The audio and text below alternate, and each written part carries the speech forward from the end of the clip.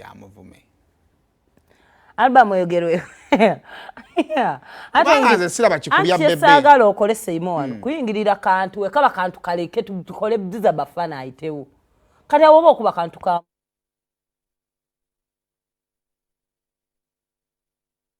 yomu anti Uganda yafuuka yakwanalyzinga buli omu ku nsonga gy'olengedde ng'etwala eggwanga mu maaso ng'enafu y'eggwanga ngeze mabega eggwanga buli omu kati alina eddembe okwogera ku nsonga etabangula embeera oba ereetawo kwegamba enkola ey'emabega oba enkola gye twavaamu twagala kugenda mu maaso. Mbadde ndaba Mr. Bebe Cool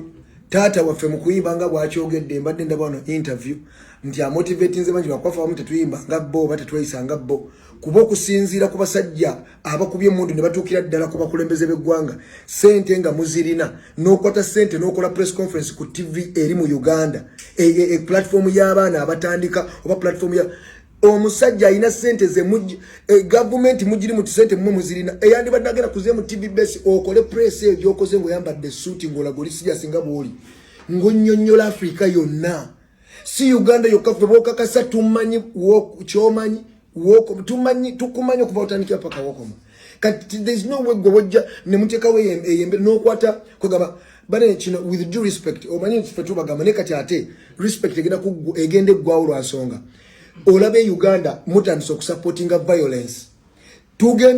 ogenda wulya abawagizi mugenda kifiiringa bwe mubanga bwe ba mutandise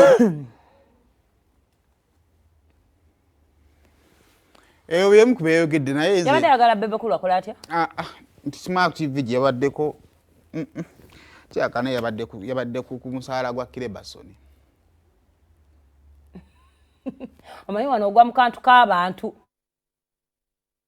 kwata ku remote yo sigala ku BBS Telefina tukuwa otambula mu basala